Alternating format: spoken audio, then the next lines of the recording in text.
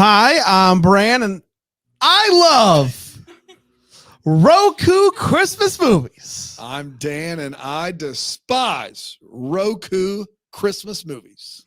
I'm Alonzo, and microphones and tripods are for losers. And this is the Deck the Hallmark podcast. Deck the Hallmark, it's his podcast.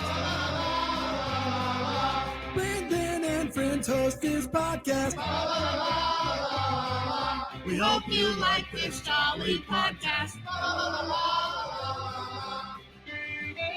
Hello, everybody. An exciting day for us, Dan, for a lot of reasons. It's another Christmas day. It's another Christmas. Yeah. It's like returning back to Christmas in Carolina. Mm-hmm. It's also our first day in our new studio. This is right. This is the maiden voyage of the new studio, which you can see if you're watching on philo.tv/DTH. It looks a lot like the old one, but there's a key difference. Fun new banner. And also I'm on what people are going to say is the wrong side. That's right. We have switched sides. Now Alonzo saw it and was immediately discomforted. But I want to, for people that are bothered by this, and I just want to say this, on a regular basis, people say that our funniest episode is Redemption at Cherry Springs. That's right. We just recently rewatched that as we were packing up the old studio. Episode we were on the other side because we did do this for a season. People complained and we had to switch back. So I feel like I've just been a big snoozer, a big bore. And so I thought maybe it's because of where I was sitting. So we're going to try this, see how it goes, and go from there. Alonzo, are you going to be okay? I'm gonna. I haven't stopped seeing it yet. You know what I mean? Like I look over and I'm like, it's like suddenly I'm reading in Yiddish. Like everything's right to left. But I think by the end of this program, we'll have covered so much other terrain that it'll just be part of the the countryside. This movie deserves a little something different. Deserves a little something special. Do you, before we dive into this movie, I want to take people back. Well, when did we watch Christmas in Carolina? It was in the fever dream of COVID? Yes, it was because it launched in like late 2020 because it was they made a movie during COVID and yet no one but the Roku channel wanted it. And then we got around to it, I believe, in 2021 when we were catching up. A howling good time. Oh, yeah. And there's another by the same team. The writer is now the writer director. Yes. Couldn't get the original director back on board for this one, which I think is a travesty. My guess is same gaffers and directors of photography are at play here. Is this writer an auteur? I'm going to make an argument for yes, but we'll get to that. Yeah, we're going to get there. Let's not get ahead of ourselves. We are going to get there. Another Christmas is the title of this movie. This is what I've been waiting all day for, what you're about to do right now. We'll see. I'm glad I get the best seat in the house for it. We'll see. Originally aired on November. Okay, so it originally got released. Yeah. By the Roku channel. No. It was done and ready to go on November 1st of 2021. It originally premiered on Roku on November 1st of 2022. So what happened within that year is up for debate. It's being debated across the country as we speak. But for now, Roku, November 1st, 2022. And it went a little something like this. The movie kicks off, and we're clearly in Myrtle Beach. You know it. You love it. If you've been there, you're like, yeah, I know that. Yep, I almost died there. Yep. We meet Kelly. Kelly is a teacher. Her class is over, and her friend and fellow teacher, Tyler, walks in. She tells him that her ex and his best friend, Andrew, texted and wants to meet up. She's not sure about that. We get a flashback. They broke up when she refused to write a paper for him at an unknown time in history, and he wanted to focus on his career of being a professional baseball player. Why did you need to write a paper? She didn't want. We don't know. Yeah. We meet some other people. I think they're related. There's a couple that is, we assume that they are clearly heading for divorce. There is a packet handed from the husband to the wife that she decides not to read.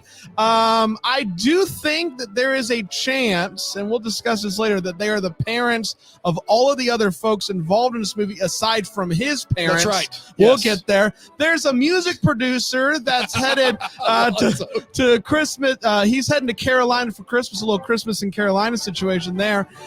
He is running a contest to try to find the next big thing. People, for about 5 minutes, are going nuts for this contest and only to never speak of it again. There is Dr. John of the movie. There is a girl who is dating a punk. She is not related to anyone in this movie. I don't know why she's there. She meets Tyler thanks to Kelly. All bets are off. Tyler is all in on this. Drew goes to find Kelly. Are you guys keeping up? Andrew goes to find Kelly after she ignores 2 texts from him, and she immediately agrees to hang out with him. While everyone is at a 5th grade Christmas party dancing, the girl who really likes Drew comes to that party and is like, hey, we're going to get engaged, right? This makes Kelly upset. She's like, same old Andrew.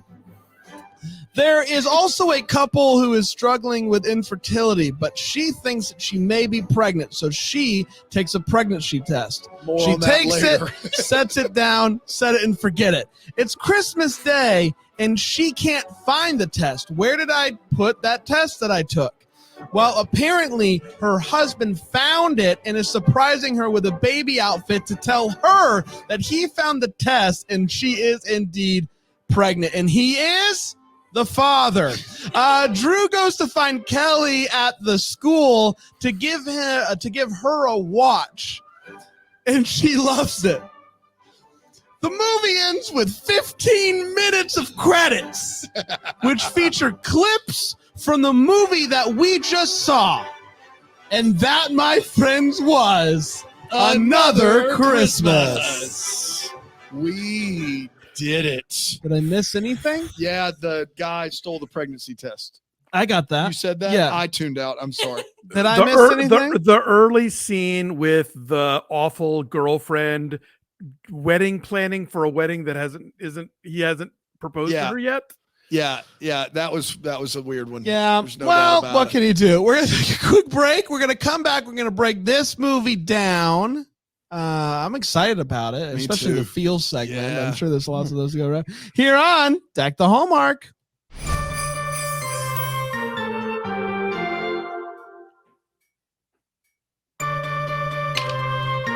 We're back. Hello, everybody. Welcome back to Deck the Hallmark. Hopefully, you're watching us on Philo. I have a feeling it's going to be a fun one to watch. Yeah. Lots of chuckles. Let's talk about Another Christmas. Let's start with the hot take, and let's start with an actual film critic who watched this movie. Alonzo. He was just inducted into the, say it for me, the Los Angeles National Society of Film Critics. The National Society of Film Critics. He's already a part of the Los Angeles Film Critics Association. Yeah. So he's a National Society film critic and Los Angeles Film Critics Association, and he's here with us to discuss the 58-minute masterpiece, Another Christmas. Alonzo, go ahead. Okay.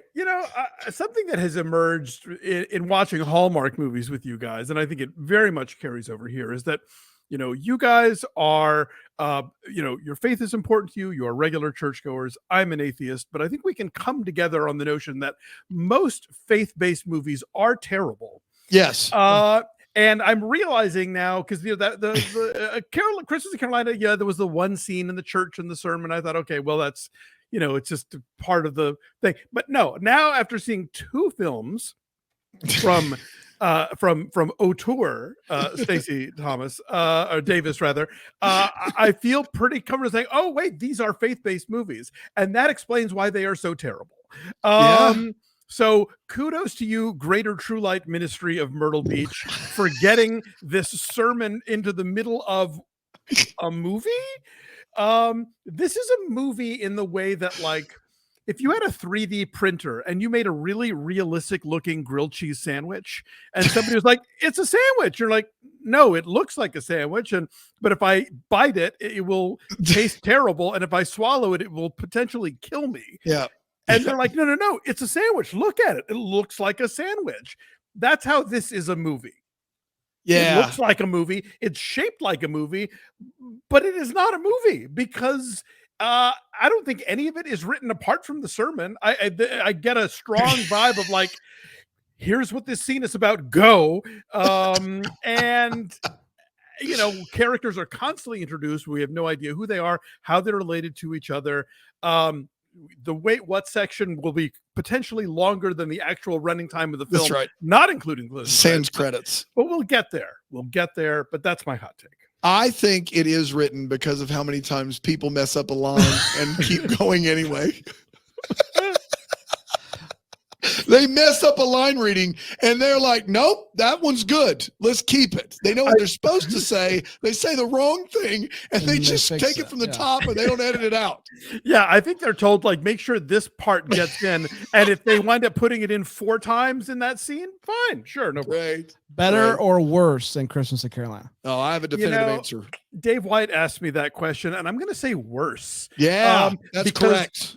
Fewer characters in Christmas in Carolina, and I knew who they were and how they related to each other. That's right. But I will say, like, again, we're dealing with an auteur here. I'm seeing a lot of recurring tropes and motifs and choices, let's say. But we'll get to that. Yeah. Sign me up for one of these every year. I think we could all agree on that. What a time to be alive. I hate that this movie didn't find a streaming home for a whole year. That's a shame that there's a whole year that we could have had this movie and yet the world did not. Think of all the things that could have been cured if only someone watched this movie for inspiration. An absolute delight, an absolute blast. I do agree. I do think it's worse than Christmas at Carolina only because Christmas at Carolina, I can tell you who's related to who. Right. And there is no, well, listen, he's my mentor. You know that guy? There's, a through line there. And this, we're like 30 minutes in and still getting introduced to people. And I still, for the life of me, cannot tell you the family dynamic, like the family tree there. I think we have it figured out for the most part, Dan and I, but Alonzo might have a totally different take on it. I had it figured out till Cousin came in the mix. When Ahmad is it Ahmad? It's Ahmad, the music producer. Cousin. Then I got kid from confused. Sister Act 2. Yes, that's right. When Jesus washed. Yeah. Who's who? What's your family tree here in this movie? I'm not entirely sure. I'm assuming that Drew is related to all of these people. Because Drew and the girl that's not Monica are brother and sister. We know that. Right. We were kind of right. We know that one. With the bangs, yes. And then we know that their parents are the parents that we think are getting divorced. You think so? Okay, okay, is that little girl their daughter or their granddaughter? That's the question. That's the question. Yeah, wow. And that guy with the gray beard is only 37 years old in real life, and that is serious. He's 37. And so the older people that you assume are the parents of everybody's parents are just his parents. And I think maybe Ahmed's parents, but then Ahmed calls everybody cousin, and it throws me all off. And we didn't even get into Wacky Neighbor yet. No, Wacky Neighbor, no. Monica, no. So anyway, yes, please. Dan? We throw a lot of terms out, probably too often here on Deck the Hallmark. So seminal moments, hodgepodge beluga, among others. But every once in a while, if you're lucky in your life, you'll come across a film that makes you question if you actually know how to evaluate art at all. And that film for me is Another Christmas, because I think it was minute 8 or 9 in the preview, in the credits, where I'm watching black and white scenes of the movie I've already seen, and I started questioning if it was like, if I thought it was so stupid because I was stupid. Like, I honestly started to go, like, what just happened? Is one of these a dream? Yes. Yeah, there's a Memento vibe to those credits where you're like, and then if this could very well be like a deep cut indie movie. The music stops playing in the credits. No names appear, but you still see two people acting in silence on screen for 2 minutes. And then it goes to black, and then the title Another Christmas comes up, and that stays on the screen 10, 20 seconds? More. A long time. I don't know. Well, the closing credits, you're not only looking at every single camera setup from the entire movie again, and they are working their way through their entire soundtrack, so much to the point that they have to repeat themselves. They run out of soundtrack and they have to go back and play the first song again. We hear the same song 3 times in the credits, and it's not like they're showing us the highlights. I want to be clear. The math on this is we watch 25% of the movie again during the credits. Yes. And the scenes they're showing us are not highlights from the film. No. They are basically, they put the movie on shuffle. Like, I saw a close-up of an old man chewing food 3 times. The French New Wave wishes it could do what the guy this movie having the did. booze taken out of his hand. Yes. 3 times, and he's chewing food, and it's a close-up. Tight shot. I swear to you, in a movie where close-ups are few and far between. That's right. Yeah. It's a bewildering experience. You don't know what's up and what's down. You cannot tell whose character is related to whom. There are so many things they throw out at you that don't matter at all. Like just lob plot grenades, like $100,000 contest coming in hot. Nothing. I want to marry you on Christmas Nothing. coming in hot. Like church service, but the prayer, infertility, like none of it adds up to anything. And it's 59 minutes long. Like there are special episodes of Law and Order that are longer than this film. The reason, aside from the fact, the reason Christmas in Carolina is better because you can follow the plot, but it's also better because runtime comparatively, the other one's Lawrence of Arabia. It's a legitimate feature-length film. This is not even 60 minutes long. I like how they did 15 minutes of credits as if an hour 15 also as a movie, which it's not. Right. I know. It's like, I think they looked at Kirk Cameron Saving Christmas and it was like, hold my non-alcoholic eggnog. Because I mean, the most episodes of The Handmaid's Tale are longer than this movie. Yes. Yeah. I watched The Last of Us premiere. It was 80 minutes. Yes. It was long, like this thing. And here's the thing is let's not slack off on the opening credits of this movie, which are also over a minute long. A full song. Well, and they bought that drone footage of the Myrtle Beach Ferris wheel, and dang it, they were going to use it, even if the movie never goes to the beach at all in this film for the rest of the running time. They established the heck out of Myrtle Beach to never go. They bought never once. They must have bought a bundle, and they're like, "Dadgummit, we're going to use all of the shots that I give." The house that they're in, that they film scenes outside of, is in Myrtle Beach for sure. You can see it. Everything in this movie is Myrtle. And they can't even, like, even the scenes that are supposed to be in Philadelphia are in Myrtle. Beach. The minor league baseball field is in that area. That's why they filmed some of Eastbound and Down. Like, it's the same stadium. Like and he wears a Pelicans shirt. That's the team, right? Yeah. He's going for another championship. Another minor league championship. Back to back. We'll get there. This is a mess. It's a mess, and then it makes you question of if you're a mess and the movie's put together. That's how much of a mess it is. Well, let's get to the feels. Let's talk about what in this movie gave us those feels, those romantic feels, those Christmas feels, those filmmaking feels. Alonzo? I think, in the same way that when people go to a Marvel movie and like the Infinity Gauntlet shows up or Aunt May makes a cameo and they're like, ooh, there were times in this movie where I was just reminded of Christmas Carolina and it was thrilling. the words game night are uttered, I'm like, oh, take me home. I know what's gonna happen here. We are here. We're gonna have a game night montage that serves absolutely no purpose except to pad out the film even further, and we get it. So yeah, if it was just my deja vu feels really were about all I had, and that I could tell that the writer director here has a bag of tricks and is going to dip into them once again.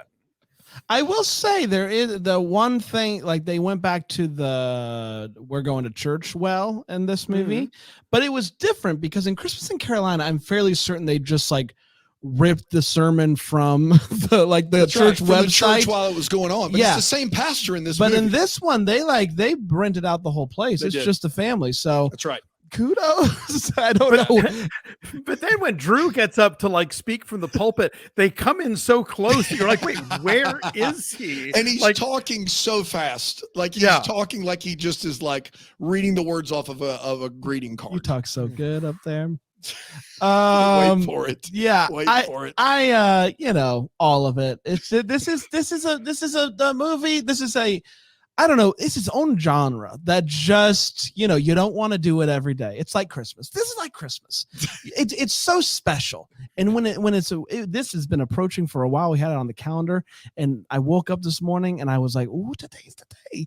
And it just gave me warm fuzzies just to know that I was going into one of these movies. It's his own thing. It's his own thing. We had a lot of fun. We had to rewind several scenes. I have two feels. One is there's a scene where I'm still convinced what was spoken was not English, and we rewound it a half dozen times, and we were just stomach hurting, laughing so hard. You might say, why didn't we turn on the captions? That's too, I was about to point that out. No captions. Good luck.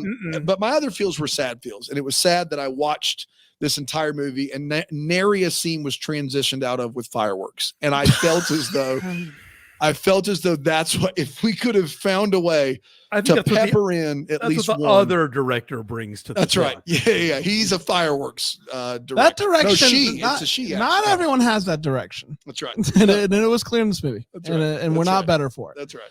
Yeah. Let's take one more quick break and we will come back to an easy breezy, quick wait what segment here on Deck the Hallmark.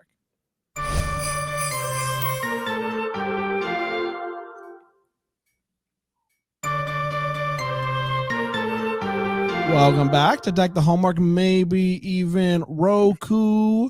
Maybe even half an hour of film. trying our best to get through as many movies from as many different places as possible. From 2022. From 2022, that's right. And we're at the wait what part of the show. We'll see if we could scrounge any up for this movie. Alonzo, what you waiting on? What you waiting? So there is a sort of genre category of film from like the turn of the 21st century that is somewhat disparagingly known as mumblecore. And people like Greta Gerwig and the Duplass brothers kind of come out of that. I was thinking Duplass brothers. That's right. Yeah. And and where it comes from, these films are they're not slick, they're very sort of fly on the wall and intimate, and the acting style is very they're striving towards a sense of naturalism. They're not giving you, big mid-Atlantic diction or whatever.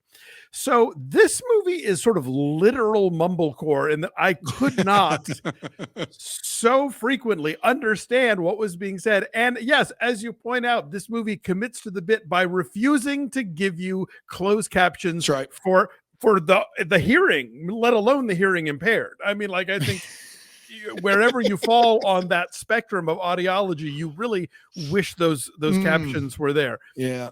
Then we get to the lighting, which again, there is that indie tradition of like, let's just capture what's available, Dogma 95 style. But a lot of times you're like, where are we? What are we? Who are we? I don't even know.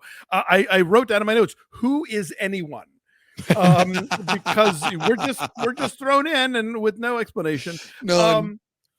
My joke earlier about tripods, there are shots in this movie where oftentimes they'll film in what we call a master shot, which is where it's the one sort of long wide shot that encompasses everything, and then a filmmaker will intercut with close-ups, and then sometimes not, is in this case where, like, in the first big scene between the lady who works at the clinic and Graybeard, her husband, right. They put the camera on the floor at the door of the bedroom, shooting up at them with a big corner of the room, like Citizen Kane or something. And that we are there. We're locked down. We're there.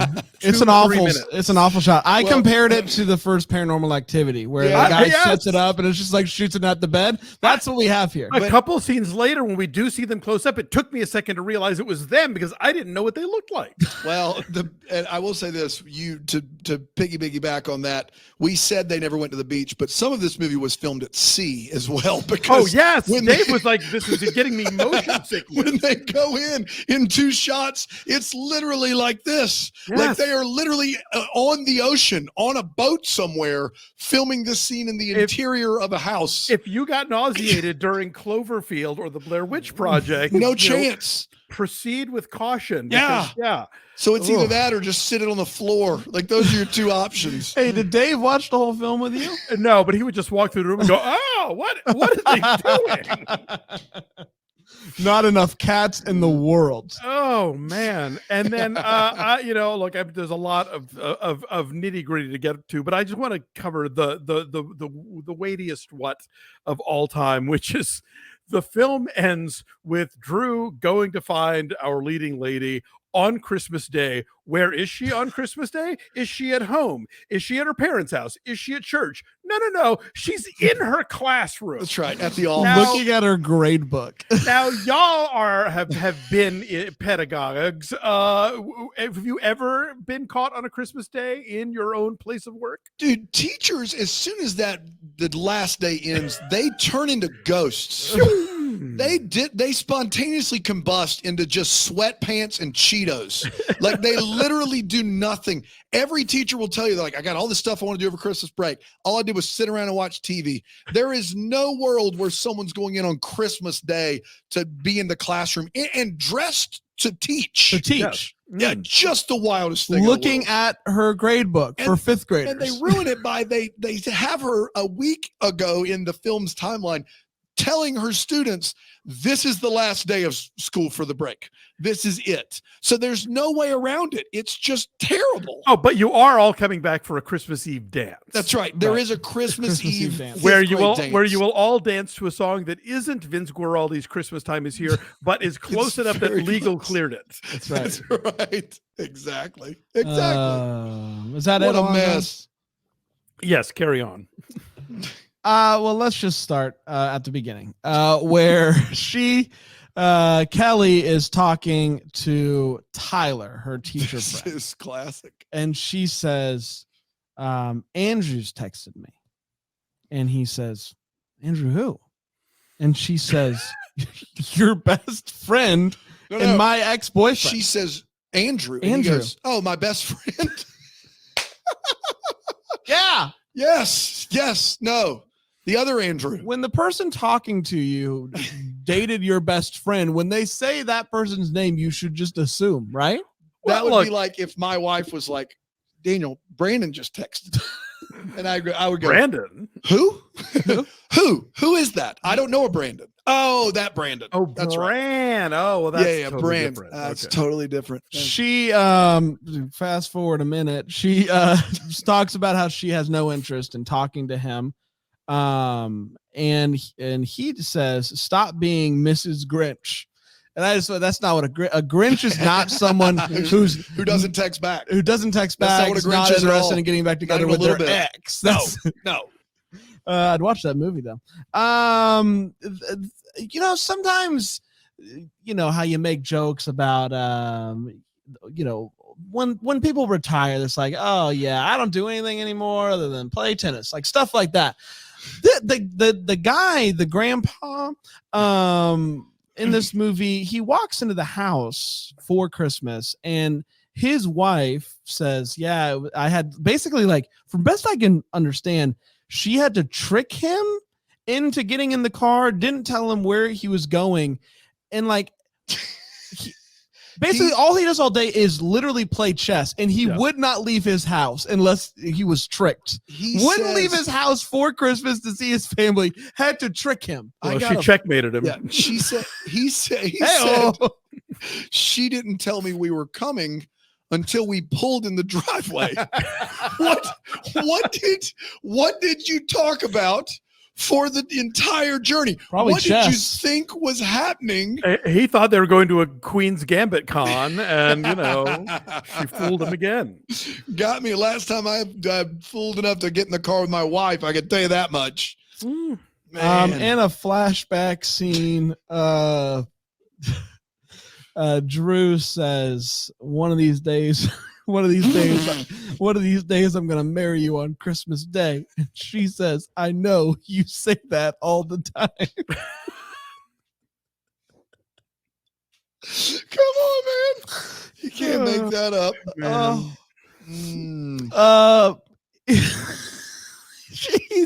He's talking to his friend. I think maybe Drew's talking to Tyler here, and Tyler or somebody that he's talking to about Kelly is like, hey, be patient, she might hit you back. And he says, I texted her twice. Oh no. And he says, she might be done with you. It's this. The back and forth is this, because I've got it written down. He said, I texted her, and then best friend is like, dude, like, give her some time, like, be patient. And he goes, I texted her twice, and he goes, just go ahead, and she might be done with you. She might be done with you. Give up. I texted her one more than one. So, there's a neighbor, there's a contest. There's a contest going on. The contest is he's trying to find the next big thing, and there's $100,000 up So for if grabs. you send a demo, you could get $100,000 and a private recording session with him. The neighbor comes over and hands, not him, but someone, Graybeard, cassette tape. That's right. Which is, they make a joke about that. But then she says, I need you to listen to the B side where all of my original vocals are. And I don't even know what that means. Like, what is the A side? Whose vocals are those? What does that mean? The A side is her TED Talk. Yeah. That's right. That's right. She's going spoken word is what she's doing. And what I can only imagine is the only entry into this contest because we don't hear about it. We see her several times excited about the contest, but it never amounts to anything. Doesn't Ahmad audition at the dinner table later? No, the guy she brings is like, he doesn't want to be in the contest. He just wants to be signed to a record deal. Yeah. Okay. Yeah. And that guy, we don't know. We do. His name is Evan. Evan. Yeah. Sorry.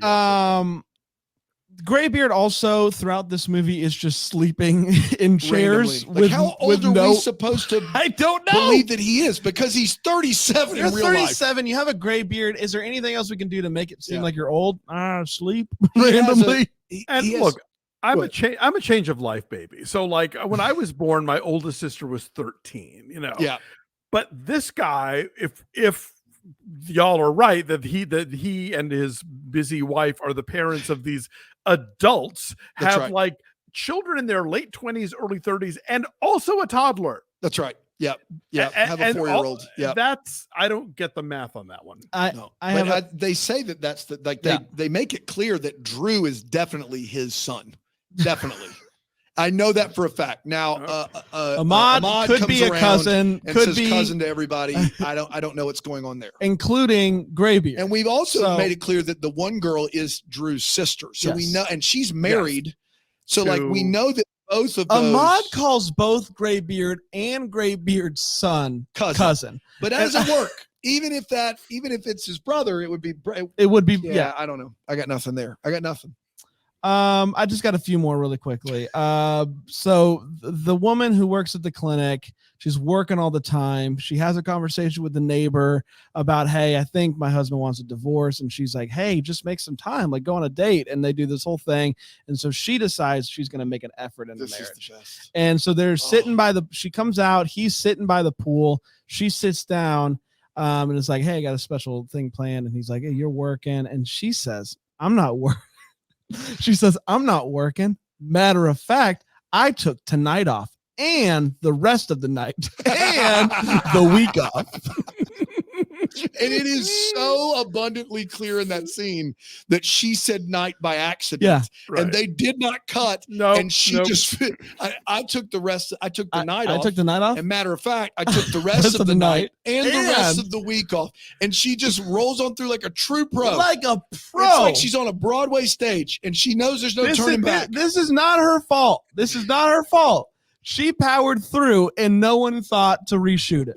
I have a theory now. I think that they would have used bloopers over the closing credits, but they already used them. That's right. They used them all. There were no alternate takes. There were no do-overs. There were no second tries. Because, I mean, Christmas Carolina, a thing fell over and made a noise in the background. Keep shooting. We're going. Oh, yeah. So, yeah, there were the bloopers are the movie. Yeah. Yeah. Just really quick, I got just a couple more. If you'll bear me the time, there is an infertility storyline that we've all been clamoring for. Man. She shows her friend the pregnancy test box and is like, I think maybe, so I'm going to take it. So the timeline here is very murky. The best I can figure, she took the pregnancy test, then put it down. Walked away. Left. Didn't want to see it. Left for an unknown amount of time. Could be days. Husband comes in, sees it, takes it, steals it, and uses it as a Christmas present. As a surprise Christmas gift. Which tells me and buys tells me a lot of things. Yes. Like that's not how pregnancy tests work. You can't just leave it lying around and expect it to be accurate. But two, he had nothing for her for Christmas. No. if he didn't stumble upon a positive pregnancy test, that my guy had nothing. Called a freebie. Well, two things on that. One, of course, that the idea that like they've been struggling and trying and really wanting to have a baby, and then they pray about it once, and then bam, bam, that was tough. Bam, and also. Good. Go ahead. Well, no, and then also, this is why am I having to explain heterosexuality to people? But you don't tell the entire family within hours of the pregnancy test. You wait, first trimester, maybe, That's just right. in case things. Especially if in this movie they mention that she had to be rushed to the hospital at some point because of a miscarriage. Yep. Yeah. So, there's a past here. Yeah. No one should be getting this excited right now. They are running around willy-nilly. The just the absolute cherry on this bad Sunday of a plot line is the mom looks at her when she's like, what if I never get pregnant? And the mom looks at her in the eye and goes, it will happen.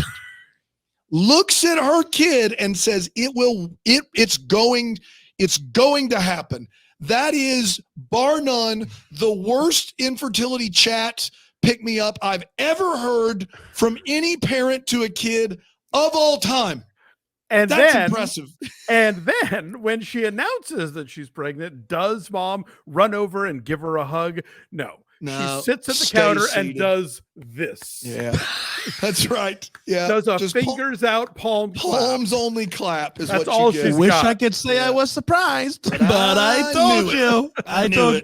Last but not least, there is a Christmas Eve party for fifth graders, which gets crashed by a lot of adults that don't work at the school. Just because you know someone that is a teacher doesn't mean you can crash a fifth grader's Christmas Eve party. You can't. You're not allowed. Not allowed. Can you imagine going into your kid's school for a dance and seeing 8 to 10 people that you don't know? Adults, 8 to 10 adults that you do not know that are there not to chaperone because they just were like, yeah, let's do it. Yeah, they're there not to chaperone. They're there to work through their own stuff. There's a woman coming in there being like, when are you going to propose? Yeah.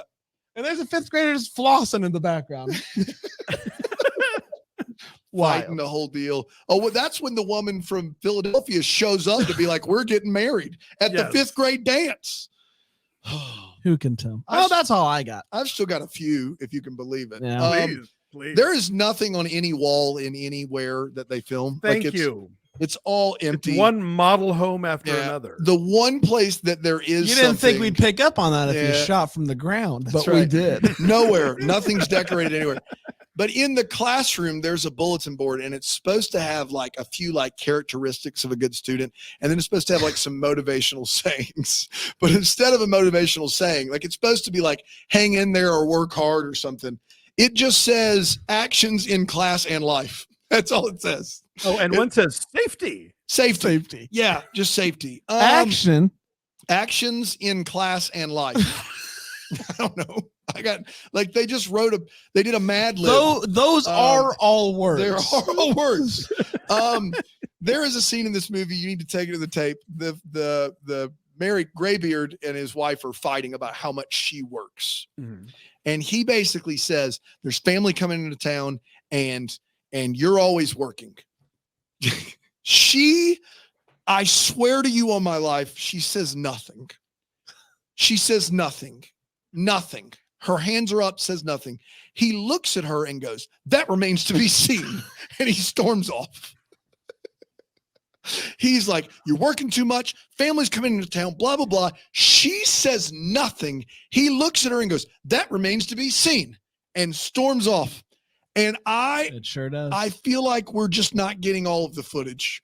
We're getting the footage, just not all the dialogue. Yeah. They had this loser guy Monica, we don't know relation. Monica is there, and she's dating this loser. I mean, he's an unmitigated loser. Evan. And at one point, the guys all try to get to Evan to be like, dude, like you're just not doing what's right by her at all. And they finally, one of these guys looks at him and goes, Evan, Monica deserves better. And his immediate response is, I guess, but that's not going to happen with me. I guess you're right. I guess she does deserve better, but this is as good as this guy gets. You know what I mean? Like it's not going to happen with me. I can only give so much. You've brought some valid points. They're watching the game. They're always watching the game. Like every day the game is on, which is not how sports works. And at one point we hear a football announcer in the background, and I use football announcer very loosely because here's what we hear. I think it's football. He takes the handoff. It's a reverse. He's at the 15, the 12, the 10 touchdown. So I'm not expecting anyone here to be well-versed in any sports. But I know there's not of the 12. That's right. In calling a play, you count by fives, sometimes 10s if he's running really fast. The 20, the 10, the 5, touchdown. This guy says the 15, the 12, the 10. How slow? Is it a snail? How slow is this guy running that in between the 15, the 12, he only ran 3 yards? I could step off 3 yards that quickly. What are you doing? Did he stop at a QT at the 12? What happened? 15. You got off on that exit to 12. Maybe it's metric football. Yeah. They do flashbacks. We don't know when they're two, but we know that it's a year. And the way we understand it is Drew and Kelly broke up because Kelly did not write him a paper in baseball. I don't know what is he in college at the time? But he then says to her, you know what? I'm done with you. You focus on your career. I'll focus on mine. And then we find out his career is minor league baseball. And what I mean by that is that he has people in minor league baseball. The whole goal of minor league baseball isn't to win a championship. It's to move up and make it to Major League Baseball. He has no aspirations of that. He just wants to win another minor league baseball championship. That's what he wants to turn in quality papers. That's right. That's all he wants to do. Yes. The manager every week says, all right, to this week's paper. I assumed that the flashbacks were to high school because they're shot in the same hallways at the high school. But then they say a year ago. They say a year ago. They say we broke up a year ago. And they say we haven't talked since that moment. Then I got nothing. Yeah. So somehow in the span of a year, she became a 5th grade teacher and he won a baseball championship. That's right. I do want to be clear. There is a young girl in this movie that is the child of Graybeard. And she is, I'm going to be very generous and say 4 or 5 years old. We see her for 2 scenes early on. And then the rest of the movie, the adults are busy. We don't know where she is. We don't know what she's doing. We don't know who is taking care of her. She is MIA, taken to the house. She's nowhere to be found. She doesn't open a present on Christmas morning. Nothing. She is nowhere. The child that most definitely needs people around, no one's there. No one's there. No one's there. No one's there. Did she get the pony? We'll never know. We'll never know. We'll it never doesn't know. matter. That's another one of his plot grenades. Doesn't matter. $100,000 contest. Nobody cares. He stole a pregnancy test. Blah blah blah. Yeah. As Kelly's been out for school. I think that is about all I have left. Yes, that is. Yeah. It's time for Roku You Didn't, where we talk about any questions that we still have that we would like some answers to. Lonzo, what do you still wonder? What could you possibly have questions about? Well, I mean, I think in the grander sense, this might be the only time that I found myself at the end of a movie and my what the Roku question was, what is this movie about? But putting that one aside, I think the other big question is, why is this called Another Christmas when no previous Christmas factors into the plot at all? I have a thought there, and my thought is that because the plot does have a lot of similarities to Christmas in Carolina. Okay. There's an old patriarch, matriarch kind of people that are around. Sure. There's people in big cities who love the person and then they come back. So I kept think waiting for the mentor to show up. Dr. John, that would have been it for me. I would have lost it. See that guy? Yeah. My mentor. My mentor. Yeah. So after Graybeard's wife lets him know that she is off tonight and the rest of the night, she says, that's not all. I have a surprise for you. And they get up and he says, the last time you looked at me like that, you left me in a room alone, as they scurry off. Like in excitement. I don't know. And I don't know what that means, but boy, do I want to know. I don't know if I want to know. Because that remains to be seen. I think that remains to be seen. It's like happy. Yeah. He's like, oh, the last time you looked at me like that, you left me in a room alone. And I don't know. Yeah. We could have misheard it. Could have. Yeah. Were there restraints involved? We don't know. Yeah. The captions didn't reveal because there were no captions. I have a very legitimate question about a character in this movie. The character who's the terrible boyfriend, his name is Evan. He's awful, misogynistic, everything terrible. Doesn't understand chess. Not how dare he? And at the 5th grade party, is it the 5th grade party or is it later on? He shows up with a new girlfriend.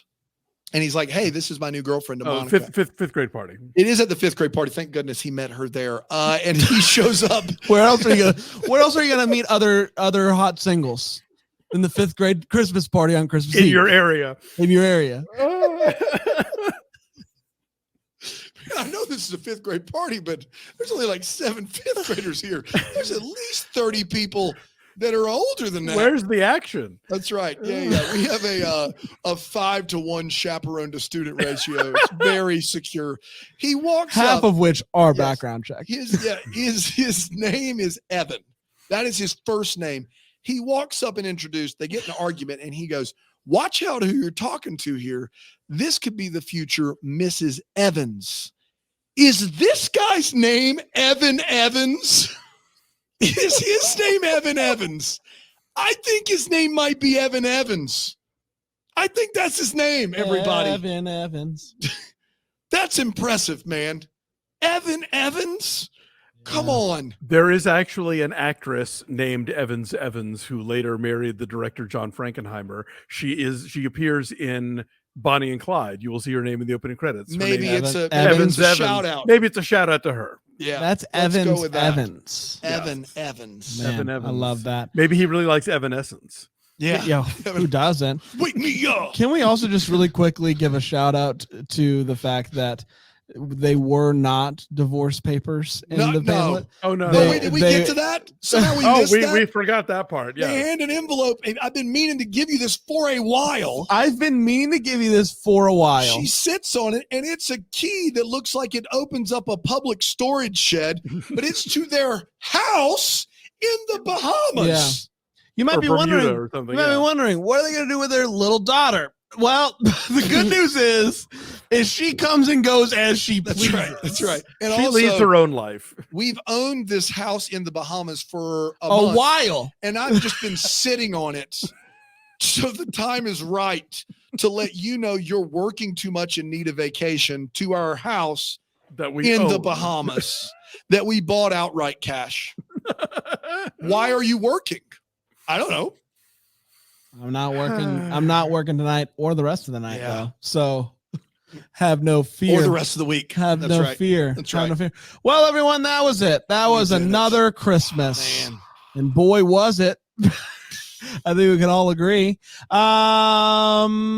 Next week, everybody, we're going back to Netflix. Okay. Maybe we'll have Jax join us. Okay. Get a little Be get a fun. little Deck the Netflix reunion, because a movie came out closer to Christmas that we did not get to, and it's I Believe in Santa Okay. on the Netflix. Never even heard of it. It is, from best I can understand, about an adult who still believes Is it a in documentary? Santa. Nope. Okay. This woman, I believe, is falling in love with a guy who still believes in Santa. Oh, yeah. So It's about Makes Brandon sense. and his wife. that's exactly There it right. is. And Classic. we're doing great. Never better. You handed her Uh, papers last night, That's right. told her that you needed to chat, and it's real estate. That's right. It's real estate. But me and talked to her about it for a while. Ironically, it's a house in Myrtle Beach. That's right. It's crazy. Dare to dream. North Myrtle. Come on, guys. Yeah. Let's go. You know I'm better than that. Broadway at the beach. We're going to be back next week with that. We'll be back tomorrow with The Wedding Veil. Is this some sort of deja vu? No, just another week. Until then, maybe the first to wish you a Merry Christmas. Deck the Hallmarks of Bramble Jam podcast is produced by Aaron Shea.